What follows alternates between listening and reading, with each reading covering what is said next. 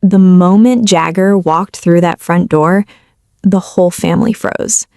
This was not what they had pictured.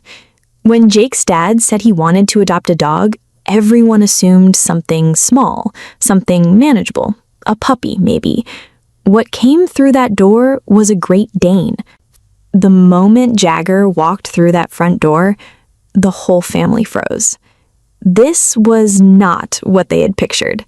When Jake's dad said he wanted to adopt a dog, everyone assumed something small, something manageable. What came through that door was a Great Dane, full-grown, enormous, the kind of dog that fills a doorway and makes you take a step back without even deciding to.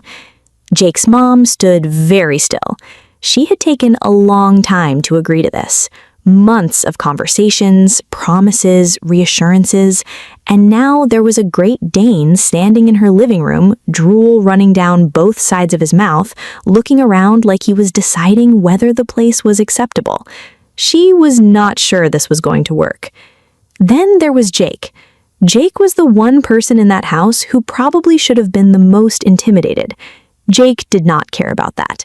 He took one look at this giant dog and ran straight toward him.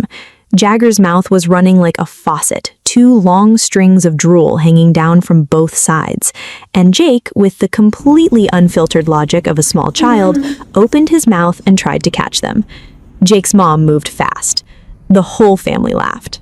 Even Jake's mom, despite herself. But the laughter faded quickly for her, because the question was still there. Is this actually safe around my child? Then the shelter told them something that made it worse. Jagger had been returned. Twice. 2 families had adopted him and brought him back. Same reason both times. Too big, too much, too intimidating.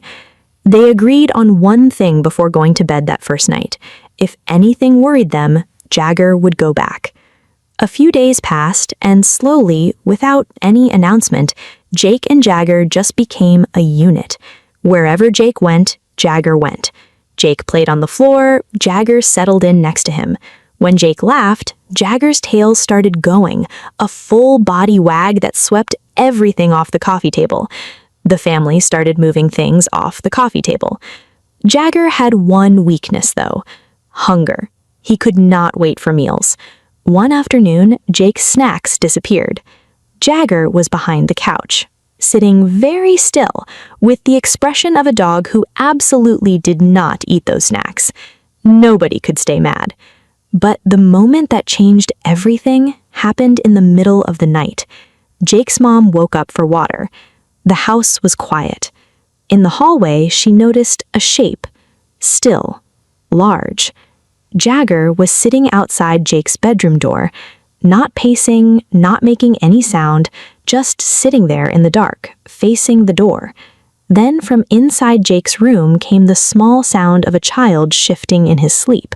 Jagger stood up slowly, walked to the door, pressed his nose against it, then settled back down, closer this time, right up against the frame, like he was making sure nothing was getting through that door tonight. Jake's mom stood in that hallway for a long time.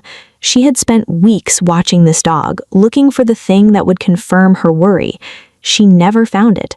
What she found instead was a dog sitting outside her son's door at midnight, because that was where he had decided he needed to be.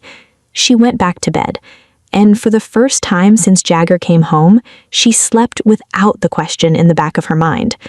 Jake's parents say it the same way every time someone asks. No, I haven't seen enough. If they had sent him back, if they had made the same call 2 other families made, it would have been the biggest mistake of their lives. They didn't send him back, and Jagger has been making sure they never regret that decision ever since.